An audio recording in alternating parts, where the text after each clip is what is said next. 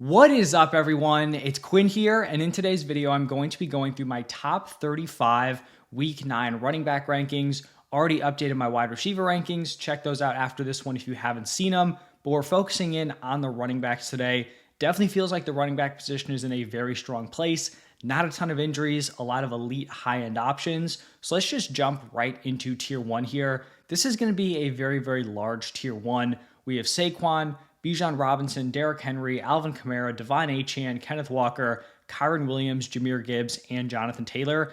I can't remember a recent season where you've had so many running backs that you could make the case for to be the running back one rest of season. Like, I feel like pretty much everyone within this tier has a shot to be the guy, rest of season, the number one running back. So I think there's just so much depth in terms of the elite options. I think all these guys are very, very quality plays.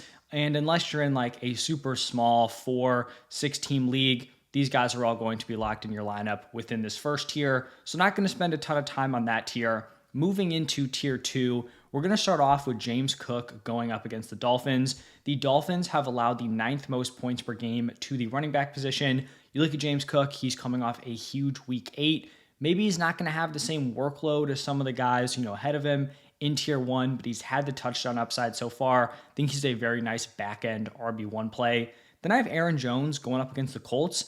And if you remove the one game where he left with injury, I think it was the game in London, in his 6 healthy games, he's averaging 17.4 PPR points per game. He's been ultra productive. I do think losing Christian Darrisaw could be rough, but they also, made a trade, brought in another tackle, so not going to be the worst thing in the world.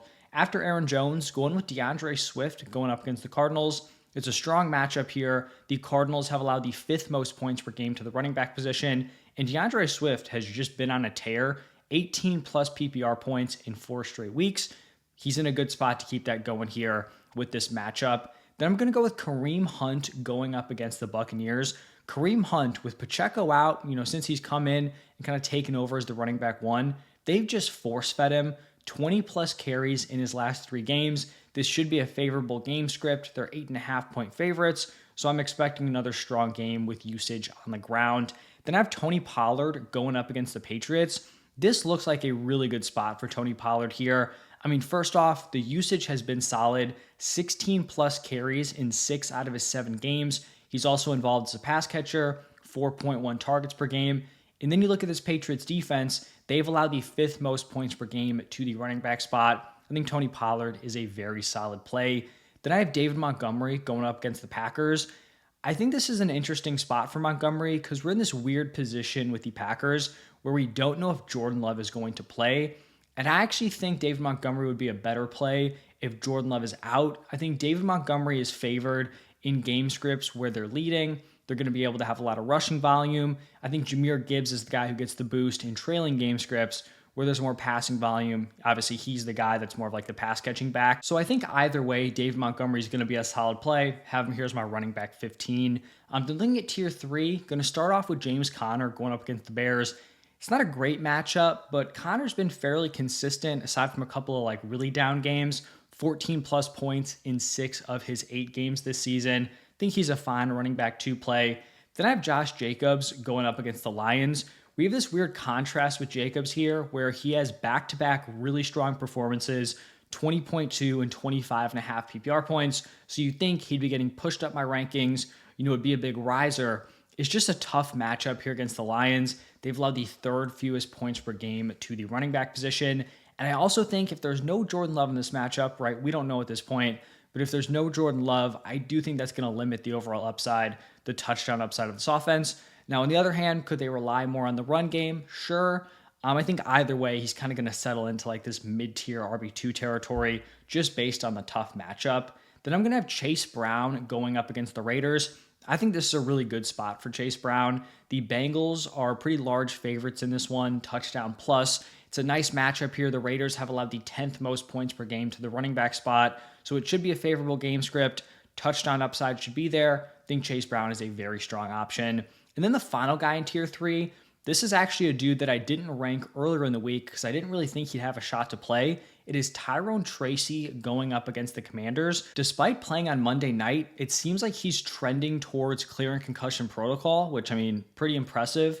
And when he's been out there, he's pretty much taken over the starting spot from Devin Singletary. He's had 4 total starts, and in those 4, he has put up 100 plus scrimmage yards and 14 plus PPR points in 3 of them. He has multiple games with over 120 rushing yards. So on an offense that's not all that great, Tyrone Tracy has come in, balled out. A concussion isn't an injury that makes me think like this is going to turn back into a committee. Like if he had some sort of nagging ankle or hamstring injury, then I could understand a split. But a concussion is pretty much like you're either good to go or you're not. So I would not expect a drop in usage if he does play. And if he does play, I feel like he's established himself as a really nice running back 2 option. Now looking at tier 4, going to start off this tier with J.K. Dobbins going up against the Browns. This is just a tough matchup for Dobbins. The Browns have allowed the 6th fewest points per game to the running back position. I like J.K. Dobbins as a sell high. He's had some touchdown upside. He's had some big games, but the efficiency has really started to fall off. He's had favorable matchups. He's had neutral matchups. He's had tough matchups, ever since those first 2 games. And pretty consistently, he has, not lived up to expectation on the ground. So back end RB2 play this week, I think he's definitely startable, but I do think he's someone I'd be looking to move off of if I could. Then I have Brian Robinson going up against the Giants. This is kind of just a falling ranking because he's dealing with a hamstring strain. And this is just a backfield where you can get some other guys more involved. Austin Eckler, Jeremy McNichols has had, some run in certain games. So just an injury to monitor. If we're hearing he's like 100% good to go, then I would definitely throw him into like that tier 3 area. But as of right now, kind of, factoring in that hamstring injury. Then I have Ramondre Stevenson going up against the Titans, coming off his best game of the season fantasy-wise, 23.5 PPR points. I think for Ramondre, we'd definitely be hoping that Drake May can play in this one, but we'll have to wait and see at this point. Now looking at tier 5, going to start off this tier with Nick Chubb going up against the Chargers. It's a bad matchup here. The Chargers have allowed the 2nd fewest points per game to the running back position, but Nick Chubb has had solid usage in back-to-back games. I do think he's just going to, get more and more comfortable working his way back from that knee injury. So I think Nick Chubb is a fine, like, fringe running back 2 option. After Nick Chubb, going to go with Chuba Hubbard here. Kind of a weird balance because it's a favorable matchup going up against the Saints. They've allowed the 8th most points per game to the running back position, but he has just not produced with Bryce Young at quarterback. Looks like we're going to have Young again, and in those 3 games with Young, he has put up 1.4, 11.6, and 9.1 PPR points. So just not getting it done with that quarterback situation, but maybe this week is different because he does have the favorable matchup. After Chuba, going to be going with Alexander Madison. Honestly, gross to be talking about Alexander Madison here as like a fringe running back 2, but it looks like they're going to roll with him as the starter. They're going up here against the Bengals. And you look at Madison, they've really just been force feeding him over the last few weeks. 18 plus opportunities in the last 4 games. Now, he hasn't been overly efficient, but with that kind of volume, he's been involved as a pass catcher, even on a bad offense. He still is someone who is going to be fantasy relevant at this point. Then after Madison, going with the back-to-back Bucs running backs, Bucky Irving, Rachaad White. This might seem low for these two because both guys have been pretty productive. Like Bucky Irving, 15 plus points in his last 3 games. Rachaad White, his last 2, 29.1, 15.7. This is just a really, really tough matchup here against the Chiefs. First off, the Bucs are very low in terms of their implied point total this week.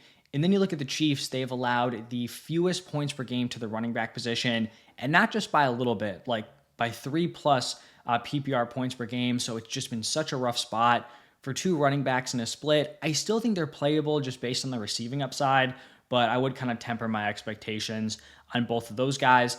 And then the last guy in this tier is going to be Raheem Mostert going up against the Bills. I think, with the Tua injury and maybe this backfield not looking great with him out, it seems like maybe people are sleeping on Raheem Mostert a little bit because he is still taking a decent chunk of this backfield. He saw 9 of the 21 running back carries. He took the goal line opportunities, which led to 2 touchdowns. So maybe he hasn't had like any monster games this season, but I still think he's a fine like running back 3 play. As long as he can hold off Jalen Wright, he should still continue to be relevant. Plus a pretty favorable matchup here going up against this Bills run defense. Now looking at tier 6, going to start off this tier with Javonte Williams going up against the Ravens. He is coming off a very favorable matchup against the Panthers where he had 22 total opportunities, but he didn't really produce with them. It's been an up and down season for Javonte.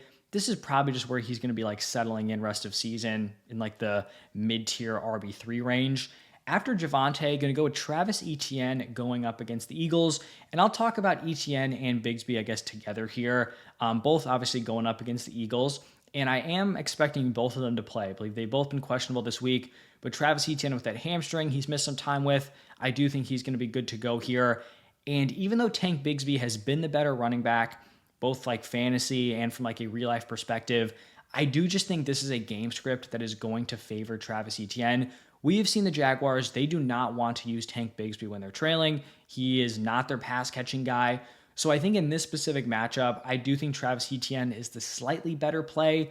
Like they're 7.5 point dogs here. But for Tank Bigsby, he has put together some huge games, 23 plus points in 2 of his last 4 matchups. But like I said, I just think the way this game is going to go, I think it's going to favor the pass catching back in Travis Etienne. And even though from like a real life perspective, Tank Bigsby has been the clear best running back, in this backfield, I still don't know if the Jaguars are like 100% in on it. Like even when Travis Etienne went down, they asked Doug Peterson and he said that he doesn't believe in players losing their job to injury. Now he could just be BSing, coach speak, whatever. But I do think Etienne's still going to have a little bit of a larger role than maybe people are expecting. And then between those two running backs, I have Rico Dowdle going up against the Falcons. Missed last week. He was sick, I believe, on game day. But in the last 3 games he's played in, 10 plus PPR points in all 3. It's a gross backfield, but I do think at this point, Rico Dowdle has established himself as the best option. It's not like he's some sort of world beater, but you've got like a washed Zeke and a washed Dalvin Cook. Like Rico Dowdle's the best they have at this point. And then moving into the final tier, wouldn't feel great about playing these dudes, but if you're desperate, I get it. We have Zach Moss going up against the Raiders. He's definitely been overtaken by Chase Brown for that running back 1 spot, but this is a matchup where I do think Zach Moss could definitely get into the end zone at the very least. Like they're 3rd in implied points. He still is going to be like splitting goal line opportunities. He'll still have somewhat of a workload. So if they can rack up a ton of rushing volume, get an early lead, Zach Moss is definitely someone who could end up delivering in your lineup. Then I have Austin Eckler going up against the Giants. Like I talked about with B-Rob, he's dealing with a hamstring injury. If he's limited, that could definitely lead to more work for Austin Eckler. He started off the season, I think it was like the first 5 weeks, with double-digit PPR points in every single one of them. Last couple of weeks, he's starting to fall off. Maybe this is the bounce-back spot.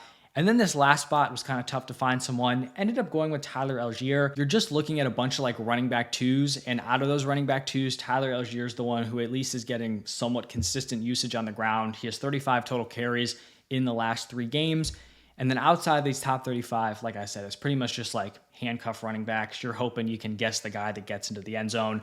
But that is going to wrap it up for my top 35. If you guys enjoyed, hit that like button, subscribe. Any questions, drop them down below. Thank you all for stopping by, and I will see you in the next one.